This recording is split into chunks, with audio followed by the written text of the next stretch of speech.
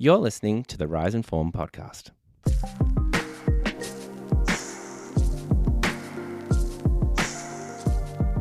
All right, well, we have Dr. Mandie Shean here today with us. Mandie's coming here from Perth, Western Australia today. Let me tell you a little bit about her. She's an adjunct lecturer and researcher at Edith Cowan University, ECU, the college psychologist at Lake Joondalup Baptist College, and a member of the Australian Psychological Association. She's attained a doctorate of philosophy from ECU in 2011. She's a registered teacher and psychologist, been on tons of national TV and radio shows. You'll probably just Google her and you'll find her.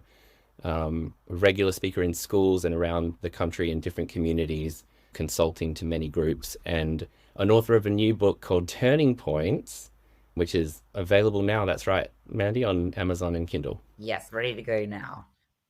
After 9 years. Yeah, Wow. 9 years of my spare time. Oh, that's awesome. Well, it's so good to have you here. Thanks for having me today. Of course. Yeah, so we typically ask this first question of like, what was a formative experience or moment in your life that just profoundly shaped who you are? Yeah, there's probably 2 points, my turning points of moments. I remember I was about 18 and we were sitting around a group of friends and we're talking about children who were divorced, and they're all saying how if you come from a divorced family, you have worse outcomes and life's terrible. And I remember thinking, my life's pretty good. My parents are divorced. And I say, well, that's not true. And they say, well, that's just you, Mandie. You're different. And I kind of thought, well, that moment was like, well, why am I different? And then I started working in really disadvantaged schools. And I could see all these really at-risk young people. And some of them made it and some of them didn't make it.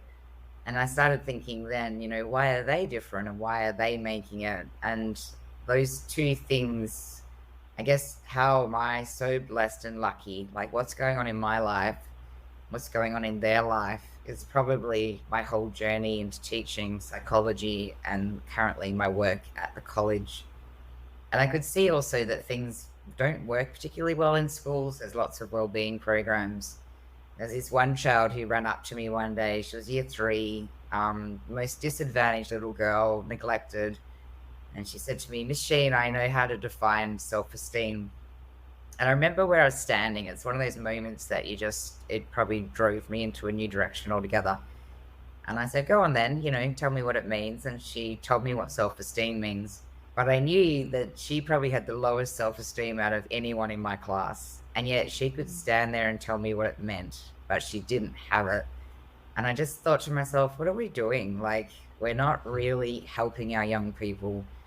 And then that sort of pushed me into that next stage of life from choosing, what do we need to do going forward for our young people? What have I got? What have they got that really works? And then just to put that back into the system. Yeah, that's big. That's big. You talked about, even in your book, like, knowledge is not enough, the knowledge and skills is not enough. It's so much more. And so to like see that real time, and it's like, okay, like it's like a wake-up call. That was really, really huge. Yeah. You see people get up and give a lecture and they're like, I have given you what you need. And I was like, nobody's changed. And people will come out of the lecture or the professional learning and they'll be like, oh, that was fun. That was exciting. He was funny. She was funny. And I was like, okay, tell me what are you going to change? What's different? How is your life going to be different? And they'll be like, and they can't think of anything. And, for me, if you're not making a change, all you're giving them is knowledge. And, you could Google. If you want to change your life, you could Google and find absolutely anything you need. You could find knowledge anywhere. But what's the catalyst for change? Like, how do we get people to shift? Knowledge is important, but it's certainly not enough. I know a lot about marriage now because I do a lot of marriage counseling and I've done a lot of training on it. But I'm not that much better at being a husband. It's kind of like, wow, it's just, I was reading that in your book and about that that student of yours, and it was just really moving. That's such a powerful story of someone who knew, but how do I change? Like, what do I do about that? And So, we're talking a lot about resilience. Obviously, that's one of the areas that you've done so much work in, so much research in, Mandie. And so you're just going to basically, in 45 minutes today, just make us know everything about resilience. Easy. And then we have to do something about it. Yeah, right, Okay, right. But we'd love to hear how, just some ways of defining resilience and what we mean when we're talking about that. yeah. I guess to start with, when my supervisor suggested the topic, I said, no, it's too popular and trendy. I don't want to do it. But now it's ended up being really helpful and amazing. I ended up writing a whole chapter on how to define it in my thesis because it's that complicated and there's a lot of argument about it. And there's actually a program for young people that's used Australian-wide, and they define it as overcoming challenge and not showing any negative emotions. And for me, that's devastating because I don't even like calling them negative. Our uncomfortable emotions are as important as our comfortable ones. And so what I have defined it as over time is to do better than expected when faced with challenge. Because, when you look at my assets and you look at someone else's assets who's maybe homeless or has abusive parents, I don't have any of those things. My expected better than expected is going to be different than theirs. And so we can't compare each of our lives because we all have different resources. And then people have different risks. So you might have had 50 risks and this is my first one. So getting over this is going to be different than for you to get over yours. So it's got to be personal and it's got to be in context with what's happened. And there's got to be a challenge too. So a lot of the times I see people called resilient.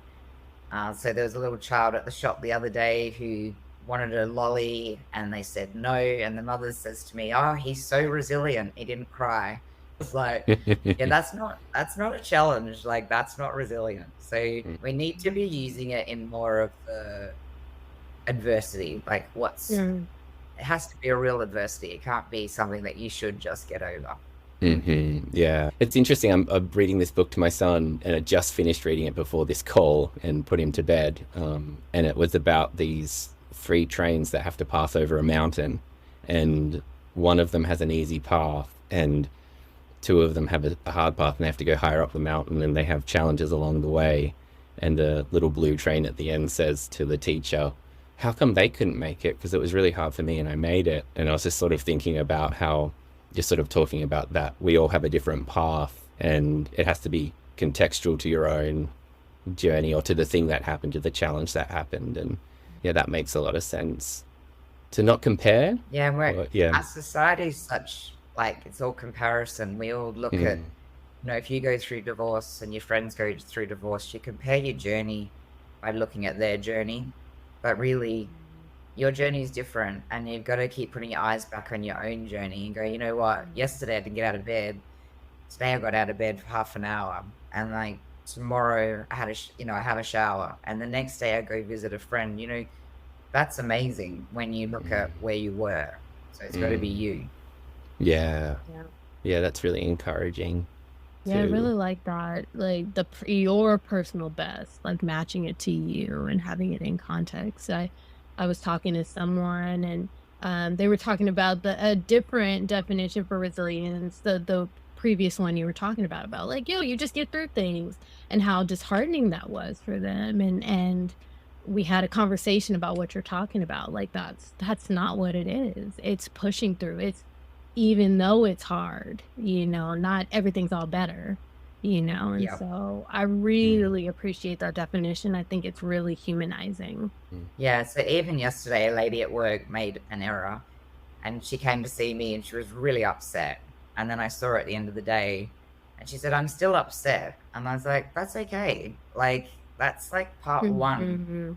You don't." And I think there's this whole positive, sort of toxic positivity where I'm not meant to be upset. I say, you should be upset. You should feel it. Take the time and then be resilient. Resilient isn't being like Superman, happy, bulletproof.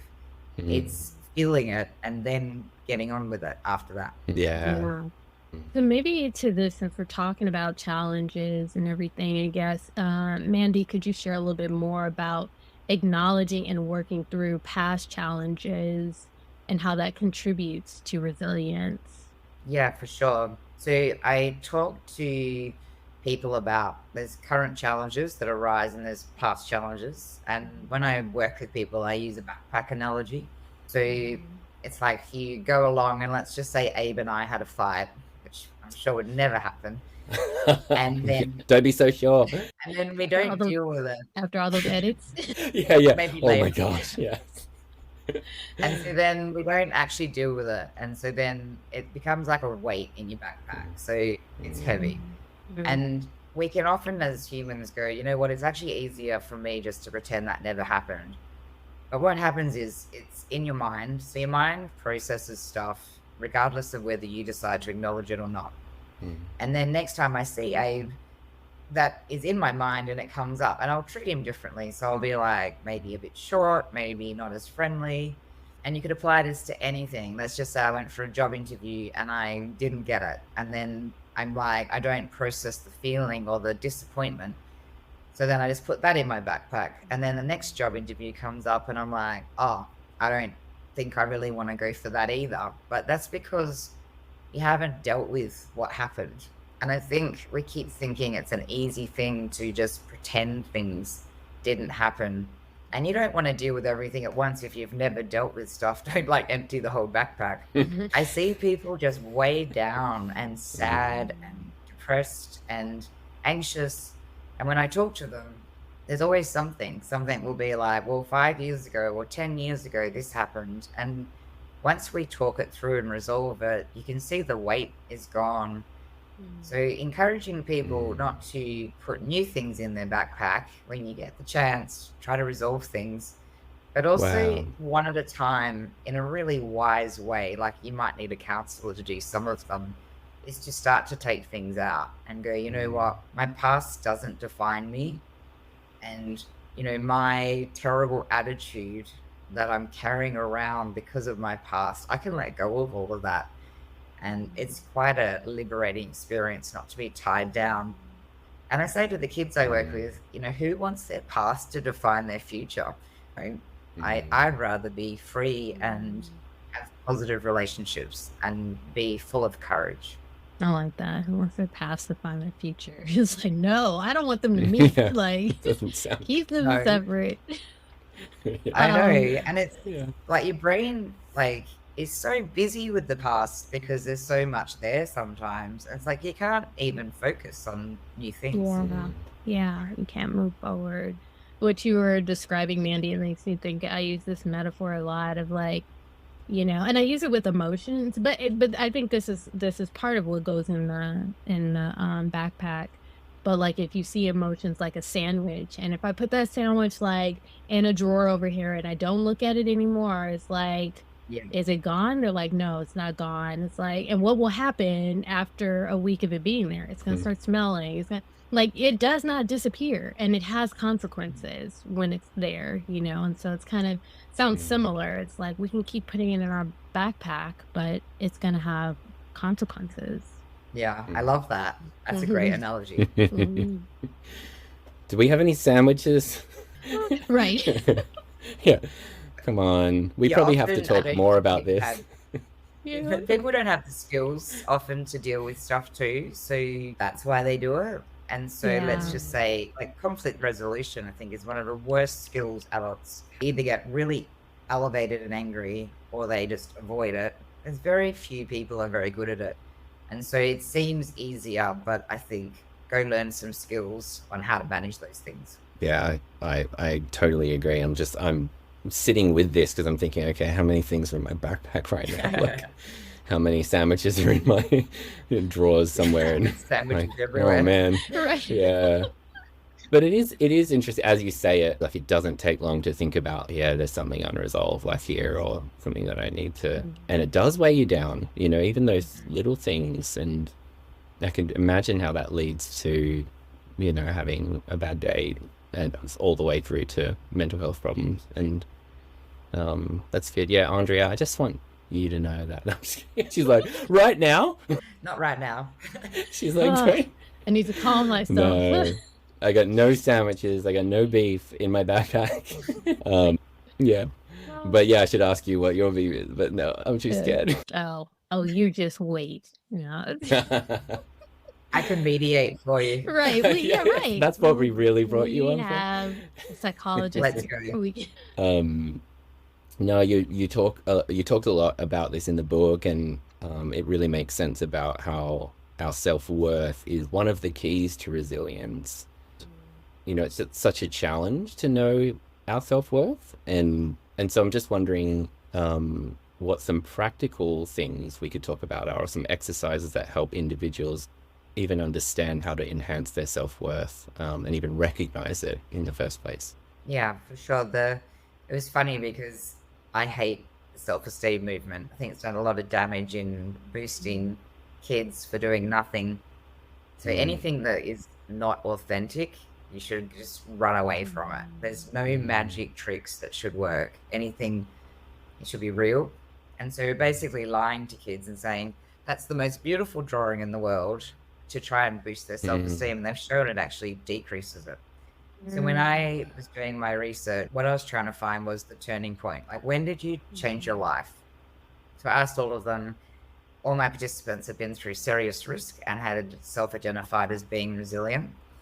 And they all said to me, when I decided my life had value, or when I decided I was worth something. And I remember sitting in the car after one interview thinking, I don't want it to be that. I don't want it to be self-worth, because that sounds like self-esteem. So then in the other interviews, I said to them, well, what does it mean? And it basically means that you have value and there is no reason for the value.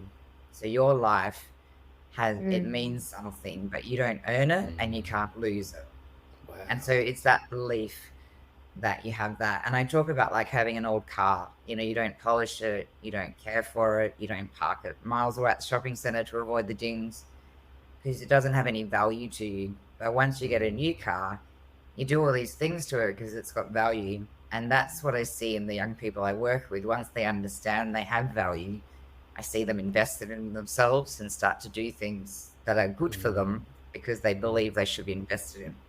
So first thing I would suggest is that you think about when you're feeling bad about yourself, you think you're useless, you're worthless, sit with that for a moment and go, what am I using? So for me, like, let's just say I'm sitting there feeling that way, and then I realize that I've got really bad skin. So I've got a few pimples have come up, so I'm feeling uncomfortable. So then I realize I'm using my appearance to make my value. And I'm like, okay. So I was like, that's not super healthy. So again, I can feel bad about how I'm looking at the moment, but that's not healthy to use my worth. So there's nothing wrong with feeling disappointed in that. Or let's just say I did a big presentation, didn't go very well, come home, that's happened to me. And then I'm feeling kind of like, funky about that. Again, that's fine, but that's not my value. So I have to separate my value from the things I do. They're very different things. And when I talk to my students at the university, I hold up a paper and I was like, this is your assignment. And it's not part of you. It's not. So if you get an A, you're not valuable. And if you get a fail, you're not invaluable. It's separate from you. And I throw it on the floor to show you how far away. And so we attach too many unhealthy things to our value. And again, it's that comparison. We look around and we think we should be rich, married, children, successful, and then we're valuable. But you actually are valuable already. And so some of the things, so then I asked the young people, what makes you valuable then? And interesting for teenagers, they said boundaries. But who would think that a teenager would say boundaries? Yeah. I know. So they said when new generation. a teacher, it's so strange. That's why I love interviewing people, because stories are such a great way. Like if you're listening now and you have someone in your life you're trying to have an impact on, ask them, tell me what matters, what is meaningful to you. So they said that when someone put a boundary in, it showed that they mattered. And I love that. It's like they're protecting something they value. So if you have a child, you don't let them run on the road because you value them. If you don't care, then you let them roam the streets and do whatever. But the more I've thought about it is we have values, boundaries for ourselves. And so if I let someone talk to me in a really rude way, then I'm not saying I'm worth anything. I'm like saying you can treat me however you want. So being really clear about my boundaries, because I matter and I'm allowed to have good boundaries to protect that, is a really good one. Unconditional relationships is another one. So choosing people that in your life that don't change. So you get all the friends. I don't know if you two have friends that like you one day, don't like you the next. Let's list them. Let's name and shame. So those people are still in my life, but and I do this inner space and outer space, but they're in my mind, they're outer space, so they have less voice. They can't speak into my worth, and I hold their friendship just a little bit more lightly. And then there's my inner space people that I'm really secure with, that are consistent, that I can mess up and they still love me, they still turn up for me. But then what I've learned is if I be that person for people, then I make a significant difference in their life. And so there was one boy I was teaching in year 7, and he had just trashed the room, thrown chairs around, had lost it. And I spoke to him afterwards and I said to him, you're going to get suspended, that. So I'm not saying I unconditionally love and you can do whatever you want. But I said, I want you to know that I'm still on your side. I still support you. I still care about you. And I still remember where I was standing. He just turned to me and he said, how could you, Miss Sheen, after all I've done today? And I said to him, because I've chosen to be this person. I've chosen to do this. And the change I see in the kids when they have this stable base, that I will never change. I will never, ever be conditional with you. And so that's really like a super powerful one. That is so powerful. Yeah. I mean, I'm hearing security in that, right? Just rock solid security. Doesn't matter what you do. And it's, just amazing to have someone like you doing that with young people. So thank you for doing that. But also it's just so inspiring, like to want to be that person for others, because when you said, do you have friends like that? I'm like that. It's like, I'm the guy that's conditional, right? Like, and so to just dial that up somehow more, right? And have more grace and see people's worth. I think, even to apply it to myself is not just to see it in myself, but to see that infinite worth in others as well. Yeah, there's this wonderful TED Talk by Kent Hoffman, who's one of the creators of Circle of Security, and it's called Infinite Worth, and he sort of speaks to that. And if you're not a Christian and you see it, it really still helps, like, you understand your value.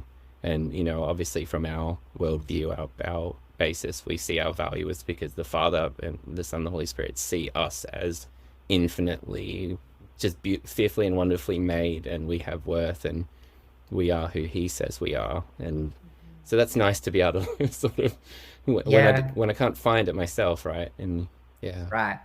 Well, the kids all mention God as one of the sources of worth, and I think it's Romans 8. It basically says God, you can't earn God's love, and you can't lose God's love. He did it without us doing anything, and it's the same principle across. If you carry that into your relationships, and again, it's not accepting any behavior. It's not saying you can do whatever you want. It's saying I accept you. I love you. I don't necessarily love that about you, but I do love you as a person, and I'm not going away. Yeah, and I care about you enough to tell you how I feel, or that didn't feel nice, or that wasn't that crossed my boundaries or something like that. Yeah. And thank God that we're not valued by what we do, because then it would be so easy.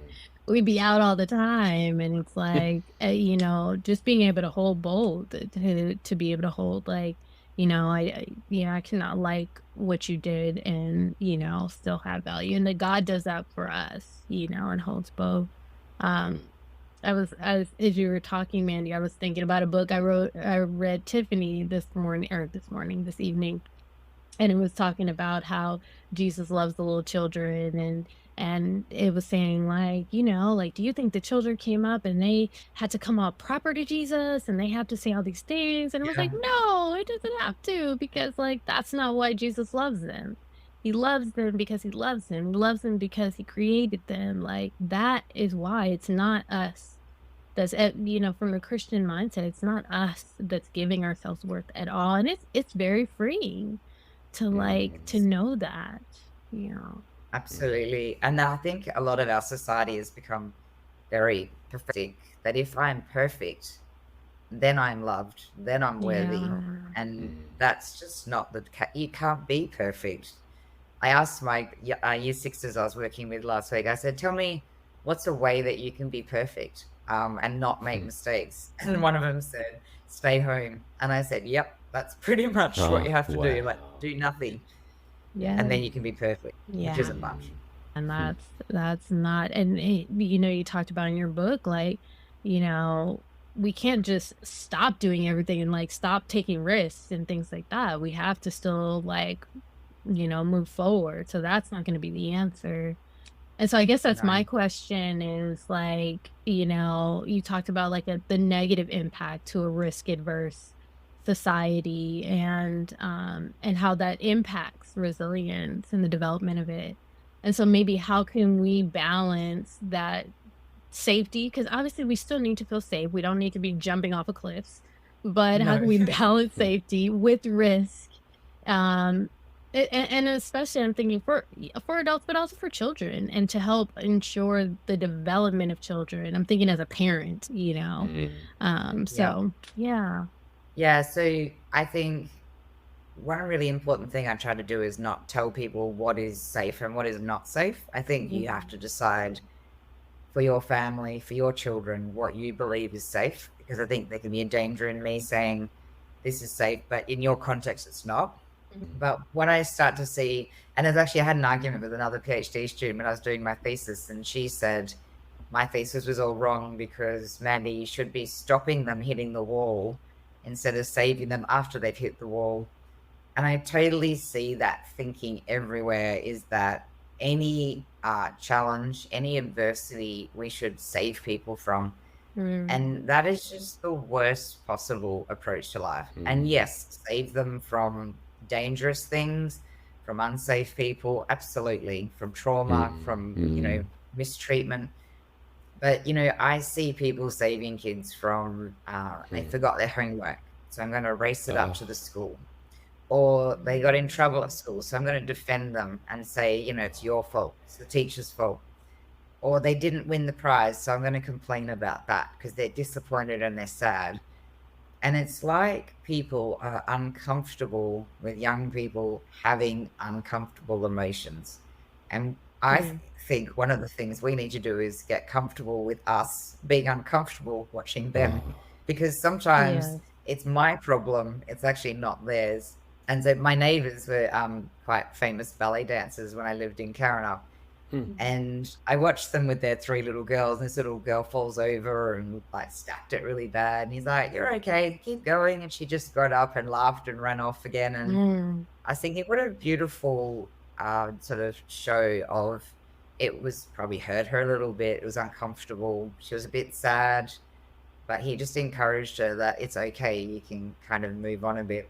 And again, I know this comes from love, but I say to parents I work with, real love is not shielding your child from every single thing that's happening in the world. That's not love, because it does 2 things. One, it undermines their confidence, because if you stop something from happening and I watch you do it, then I think, then I probably aren't competent to deal with that. And I also, then the second thing is that you don't think I'm competent, and I actually don't get to grow into that. And so, Wow. you know, that disappointment I had with, and getting in trouble for forgetting my homework, I don't have to experience it. But I also don't think mum and dad think I'm capable of experiencing it either. So yeah, we're setting up just an awful, like almost like stunting our young people from learning about themselves. And, you know, then I see kids who are really anxious and really depressed, and you look at their lives, they've been protected their whole life. and then they get this really negative emotion about something that their parents can't protect them from, and they think it's the end of the world. And it must feel that way for them because they've never felt those feelings before because they've been saved from them. And they need to know that they will get through them, that those feelings aren't forever, they're temporary, and they're normal. And yet we've sort of made them not normal for young people. Yeah, they need to know they can tolerate that, and build that experience. And I mean, that's what God does with us, right? Like, even I'm thinking about like just suffering in this world and trials. Like, of course, God doesn't make those happen to us, but he uses it. He doesn't shield us from everything. And I was even thinking, I'm going to try not to do a spoiler, but about The Chosen. And in one of the recent episodes, there was a discussion about Jesus, why didn't you stop this from happening, kind of thing. And it's like,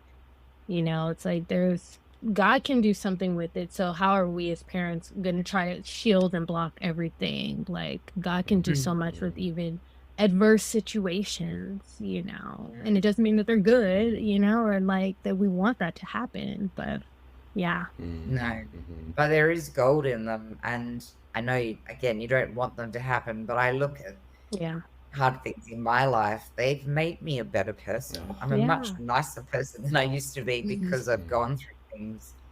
So I wouldn't want to go through them again, but I wouldn't take them away either. Yeah, it's so hard to get to that sometimes, just that awareness, right? Like Tim Keller talked about through his cancer, and he was in remission, and then he did die later, but he talked about in his remission how he would not wish that on anyone, but he would never take it back, because of what he learned, and how so many people that have, and me included, gone through really hard things. Some of it self-inflicted, some of it just happens to you, right? But and how in some ways I'm like grateful for those things, and if you took them away from me, if they didn't happen, it would have been, it's probably scary. Like, what, I wouldn't have learned where the boundaries are. I wouldn't have learned what doesn't feel good and that sort of thing. So it's I'm having this picture of my daughter. She's 18 months old, climbing at this summer lake park around the corner the other day, and I've been sort of like, you're speaking to me, Mandy, because like, this is challenging, like what you're saying, right? You see this little 18-month-old, and she's a go-getter, and she's climbing this thing. I'm like, she shouldn't be up that high. Like, she's really skillful though, and so everything in me was saying, be careful, get down. But what I said out loud was, can you go higher? You can go higher, you can try. And I was like trying to push myself because I was so uncomfortable with it, right? And I was there to try to catch her, but I was like, I don't want to be that parent, right? I want her to think I can go higher, like I can do it. And and Dad believes in me, and you can deal with the consequences, safely. But if you go for the football team and you miss out and you're disappointed, we can deal with that. Like, I can hold your disappointment. I have space. But I guess as adults working with young children, we need to get ourselves right.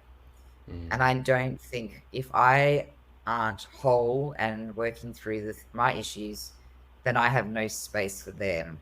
And I think that's something that I'm trying to work on at the moment.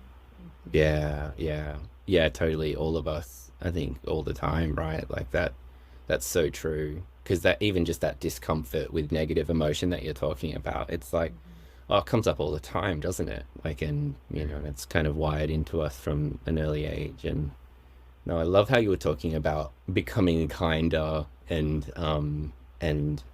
how your challenging experiences have brought that out of you. And I'm wondering, you talked a little bit more about that in the book, how those experiences foster empathy and personal growth.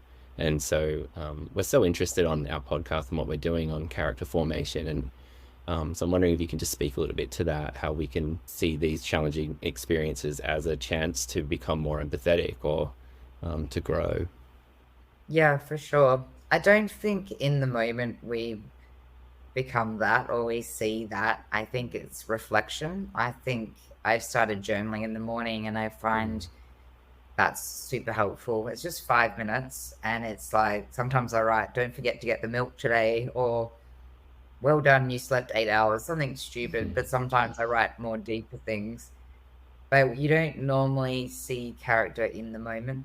I got really burnt out in 2018. I had 12 PhD students. I had 2 units with 1,000 students, and I was doing weekly media engagements, had a radio show. And I ended up one day, I was getting ready for a lecture, which I'm quite happy to do and I'm quite confident, it doesn't bother me, but I wanted to crawl into my closet and not go to work. And I was kind of like, what's happened to me? It was a very slow downward. It was just basically through lack of boundaries. I like to help the whole world, and I was helping just about the whole world at that point. And so there was a recovery time, which I think was probably 4 years. And as I look back at that time, so what I did was I just slowly pulled things out of my backpack and processed them. So I was like, okay, what happened here? And then I'll be like, lack of boundaries, or you reacted emotionally and you need to, change, you need to calm yourself down and then talk to a person. Don't talk to a person, or don't email when you're emotional. And so I just slowly took out the experience and learnt the lessons from that time. But it probably took me a couple of years to go through that. And I ended up the last 2 years, I rewrote my whole book because I was a different person from that and a better person. And when I went through my book, I thought some of my ideas were just a little harsh, just lacking empathy for people. Because if you think about it, a great example just happened, it was 4 years ago now, but my beautiful golden retriever Bailey died. And because I had posted her all on Facebook with little stories all the time, she had quite a following. And then I had to announce to everybody, hey, my dog's died, which is like not my favorite thing to do. But the fascinating part was all these people contacted me whose dog had died, and they were struggling with the feelings of that experience.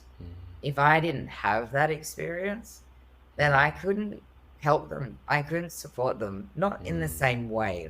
And it's not exactly the same experience, but even being burnt out, I've been able to help so many people because I have empathy, and I'm much more patient with people who are going through difficult things or who are making really bad decisions around their boundaries, because I've been there. And I love that I'm a kind of better person because I have a small insight into their life because of what I've been through.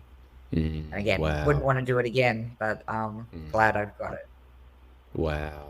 Yeah. I mean, you just emanate resilience as you share that story, just about like how that's what it is, right? Like bouncing back in a beautiful way, to having kindness and empathy, and not being about you, right? Like it wasn't all about like, now I'm this healed and better person, but it's now I can be that for other people. And Ta-da. Yeah, look at me, shiny and new. And it's funny because like a year or so ago, I could see myself reacting to challenges like, oh, that's happened and that's happened. And then I just had this moment where I'm like, yeah, you're the resilience person. You need to pull yourself together. And so I was like, let's rework. If you can't be resilient, if you can't see minor challenges and manage them, then you are not resilient. And so there was a little bit of a reshuffle on how I started managing things. Yeah, it's like the school of life. It's like life sends us these situations, and it's like, or maybe the gym, like it's just like constantly going through these things, and it's like, okay, I'm in the gym, I'm working these muscles, and then like you said, Mandie, then you look back and you're like, oh, I built some muscle, but you don't necessarily see it in the moment. Yeah. And I want to have integrity too. Like if I'm talking about this stuff and I'm not living it, like that's not good enough. So I don't ever want to be someone who can say one thing and do a different thing. So I'm constantly calling myself to account, like, how are you living before I talk about this stuff? Yeah. And even as you're talking, I think that if you're listening to this, you're probably doing that right now. Like I'm asking myself, how resilient am I? Like, like, Yeah. and where can I work on that? And what haven't I been resilient in? And even just like the question for me is like, when have I in my life shown resilience? And I'm like trying to think about it, because I know when I haven't. Like one of the actually my therapist said to me when I moved here to Oregon from Australia, after seeing him for a while, he's like, your story ended, and it's like you haven't started your new story yet. Like you're still in your old story. And I was like, kind of resonating with that for a while. And I was like, yeah, good point, kind of. And then one day he said to me, because I was going for the Golden State Warriors basketball team, because that's where my wife's from, California, and not LA, not the Lakers. Sorry, Andrea. Boo. And so many people booing right now. But for both the Wrong Warriors and the team. Lakers. But he said to me, it's like you need to go for the Trailblazers. And it was like he was just saying it off the cuff. And I like broke down. Like I was just weeping. Because I was like, I think that's what it was. Like I hadn't just adopted the new things that had happened in my life and made those changes and shown, you know, just adjusted to that. And so I'm like, I guess I got resilient eventually. So, yeah, yeah. There's a part of my model that I created of that the young people talked about was important phase after something is letting go. And letting go, like what you did, is starting the new story. And it's letting go of how you behaved sometimes. It's like, I was stupid, like I was childish, but that was then. And forgiving yourself, it's forgiving other people. And that doesn't mean accepting that they were okay and that, what they did was fine, but accepting that it happened, letting go of who you were. So I was childish maybe 4 or 5 years ago in some of my ways, and it's embarrassing, but that's not me now. And so I need to let go of that, because it's almost like we anchor ourselves to our mistakes, and then we're the ones trying ourselves there. And a lot of times everyone else has moved on except us. And so it's that constant us choosing to let go of those things. So good. Yeah. Yeah. Yeah. It's a battle. It's like we hold on like those are almost the jewels or whatever, and it's like, no, like move forward. There's more to gain. It's hard to let go. It's hard, and I think a lot of people are like, how do I do that? And it's not all just volition and choice. Like it's a lot of emotional things in it, but I think that's a part of it. Like choosing to turn, like, okay, I'm gonna like at least like intend to turn, or whatever. Yeah. That's part of it, and then getting support in the other parts. Yeah. Yeah. So I wanted to maybe shift it slightly, but I think it's important. We talked about teaching the body that it's safe. We're talking about resilience, we're talking about adversity, we're all of these things, and probably our little bodies are like, ah! like even when Abe was like, okay, Andrea, I got something to tell you, I'm like, our bodies respond. We're mind and body spirit. Like, so I want to bring our bodies into it. So our bodies, like teaching it to be safe again after experiencing burnout. Like you just talked about that. And after experiencing adversity. So can you dive into the process that works and continue to share any personal experiences or strategies that have helped you to move through that, rise out of that?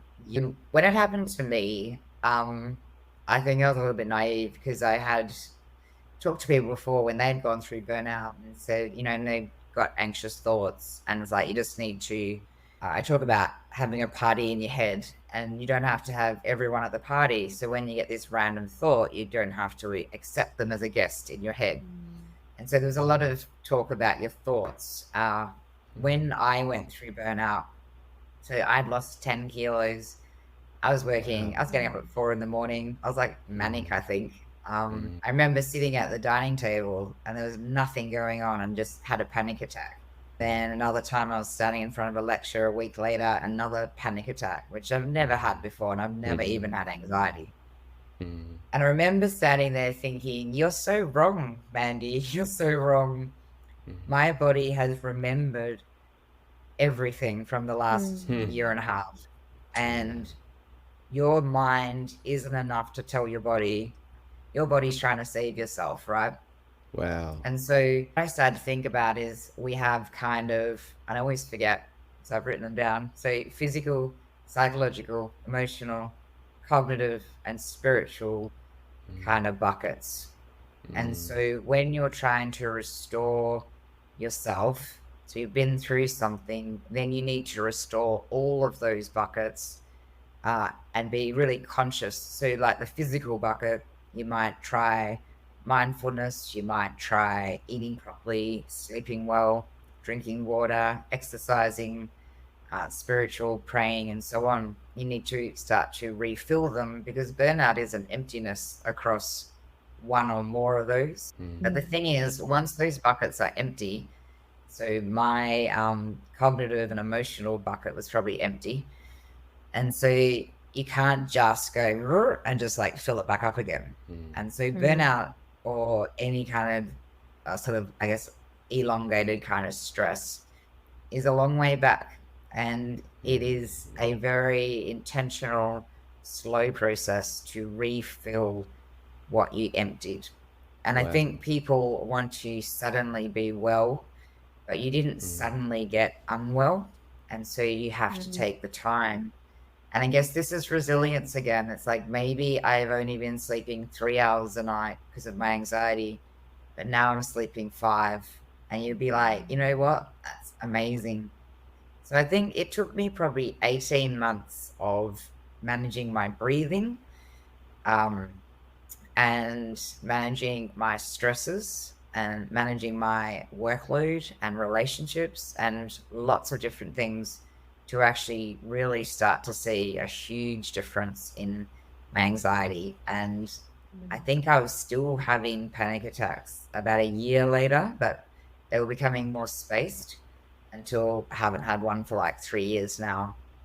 But it's taught me that if you have no boundaries and you let everyone take your time and you don't have any kind of no switch, then that's kind of where you end up. So I don't think I'll ever end up there again.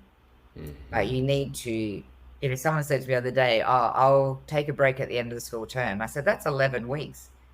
You're going to wait 11 weeks before you look after yourself. And I'm like, I don't have time. And I hate hearing that because, again, if you go back to your worst, you do have time.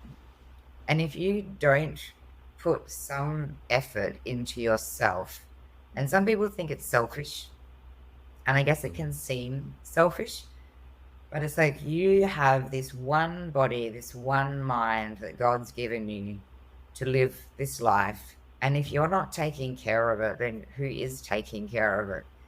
And then you wonder why you're emotional or not resilient, but you got nothing. And so I really encourage people to, a lot of the time is to, in your diary, is actually block in spaces. And like this morning at 7 o'clock, I went and got Mum's dog and my dog and took them to the park. I got Mum and I a really nice coffee from Lot 1 around the corner. And that's for me. That's like my thing this morning that makes me happy, that restores my soul. Put some music on in my pocket while I'm walking around the park. You can smell all the gum trees, and there's a kookaburra, and there's a lemon tree. Stop it. But in the past, I would have said, I don't have time for this. But how do you not have time to value yourself and to look after yourself? Yeah. I love that. And it can be small. It could be small things, small moments. Like it doesn't have to take long, but we do need to take care of ourselves. And I really appreciate what you said in terms of like, when it comes to burnout, like we don't just get there in a day. And I think many times people are like, oh my gosh, I'm in it. This is uncomfortable. I want to get out of this burnout. And they're like, I want to get out quick. And it's like, that's not going to happen because that's not how you got there. And so I think that's really sobering to share. I lay everything on the table. So I was on 3 boards. I am ridiculous when I do say yes to too many things. But And That's I just why you're look here. at everything. Thanks, Mandie. We Yeah. thank you so I much. know, right? After this episode, you can appreciate stop you. saying yes to everything. And you can say no to someone for tomorrow. So I think that's good. There you go. Balanced it out. Yeah. Sorry to that But it's person. like you need to almost declutter when you've got burnout or when you're not coping, declutter your life. And people will say to me, oh, I can't not do that. And I'm like, yes, you can. And you've got to start to step back. It's like looking at your wardrobe and you're like, yes, you can. And it's like nothing, like maybe put it on hold for 6 months. Maybe that's what you need to do. But have a really open mind about, like, for me, it's like, who am I? And I've been using this phrase the last 6 months, curate your life. And it's like, what do I want my life to look like? Like, what should be in and what's out? It's my boundaries again. Who do I want in my life and who's out? And that sounds harsh, but it's like, I want my life. I want to, and now I get up in the morning and I love everything I do. Like everything I do, I absolutely love my life because I've been really conscious of setting up my life because I don't want to be that person again back in 2018 who wanted to hide in the cupboard. And who was the resilience expert. Yeah. Totally. I mean, I just pruned the roses down there and they wouldn't like that feeling, right? But I'm thinking of like, but then they bloomed again and it produced more. And so it's sort of just to see it as a exercise in, it's going to actually make you better in, more fruitful or create more beauty around you and even more gratitude. I could hear what you're saying. And as you're listening to the kookaburras and smelling the gum tree. It was amazing. And it just rained, so it smelled so good. Yeah, that's the Perth rain is just wonderful. But the thing is, if you have something in your life, like let's just say I'm gonna catch up with a friend after this that complains and makes me uncomfortable, criticizes me, that hour I could have spent with like my mum. And so it's not, it's not just I should do it. It's like you're actually stealing from things you should be doing. So it's not zero net, it's minus something. So it's like, what do you need to give up to make space for the things that should be there? Like walks with kookaburras. Yeah, that's it. Yeah. How much more worth it sounds like. Yeah. I mean, I need to see the kookaburras at one point. This has to happen. All I hear is about them. But I was just gonna share just like, as you're sharing, you're like, all these different buckets that get pulled from, and I'm like thinking about my life, and I'm like, okay, let me assess, because, it's almost like I feel like I'm on the brink of like being at burnout in one of those areas, and I feel like I notice it the most on the weekends because I'm just like, I'm more irritable, all that, and I'm just like, and I really do sense like I need to make some adjustments. Like my body is telling me like it's on the edge. I don't need to wait till, I totally, like break apart. So this is just it's really a good reminder and to like, I need to check those buckets and start filling them now or else. It's good. Yeah. And you imagine like a cognitive bucket. Like I've just had 3 PhD students finish their thesis, which normally you might have 1 a year, right? And I've got 2 more finishing soon.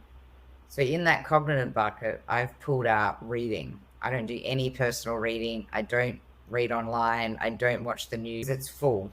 And so it's also takeout. Like it's put in takeout as well. That's true. Wow.